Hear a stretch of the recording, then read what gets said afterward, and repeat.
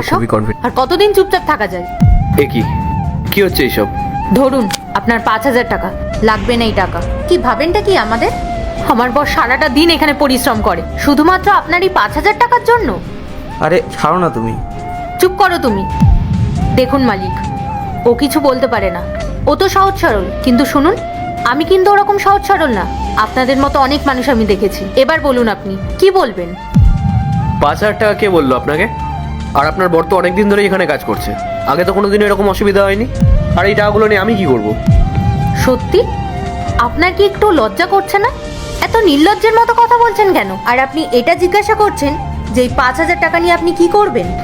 মালিক, আপনি ভালো করে দেখুন, আপনি মাত্র 5,000 টাকা মাইনে দেন আর দিন রাত ওকে দিয়ে পরিশ্রম করান। এটা অসুবিধার না? আমি নির্লজ্জ?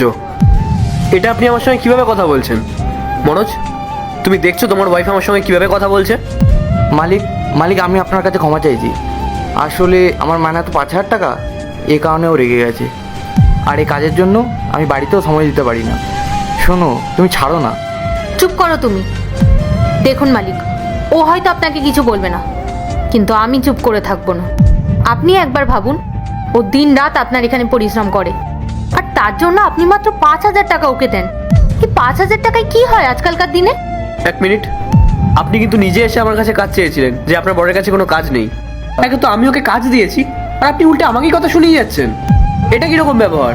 হ্যাঁ মালিক, আপনি যে কথাগুলো বলছেন সেগুলো একদম ঠিক। আমি বলেছিলাম, আপনি ভুল না। আমি এটাই বলেছিলাম যে ও কোথাও চাকরি পাচ্ছে না। কিন্তু মালিক, আপনি ভাবুন, ও যদি অন্য জায়গায় চাকরি করতো না, তাহলে সেখানে একটা ভালো টাকা মাইনেও পেত, সাথে সম্মানও পেত। আর মালিক, আপনি তো আমাকে নিজেই বলেছিলেন আপনি ওকে একটা ভালো কাজ দেবেন আর তার সাথে ভালো মাইনেও দেবেন। কিন্তু ও কাজ তো করছে, আপনি তো সেই মাইনেটা ওকে দিচ্ছেন না।